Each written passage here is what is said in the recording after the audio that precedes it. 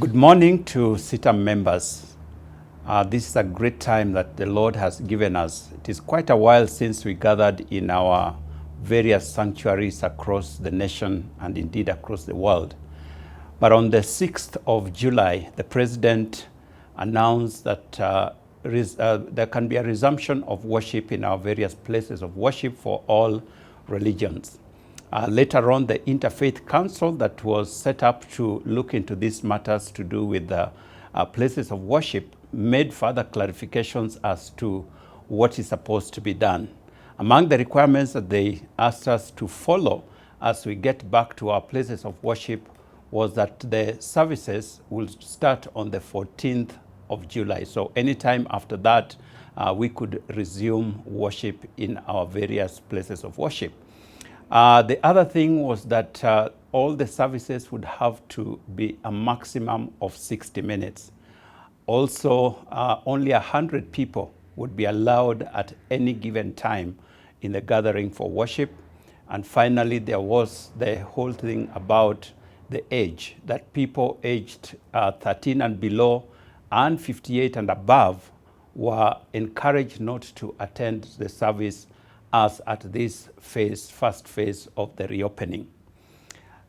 We as CITAM have looked at these guidelines that have been provided, and as a pastoral team, together with our Council of Elders, we have looked at the situation, and we have come to the conclusion that given the conditions that we find ourselves in, both the logistical and also the health factors, we are of the considered view that we should not resume our worship in our sanctuaries at this time.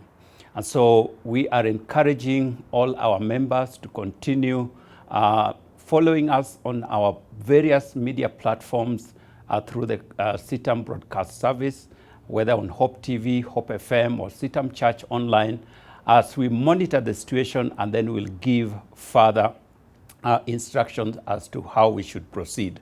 We also encourage our safari groups to continue meeting virtually because we consider that as these cases of infection are rising, we are not sure what this may portend for us. So we want to encourage our people to continue as we have been doing.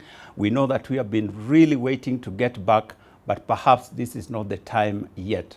So we will monitor the situation and give you further update on how we should proceed.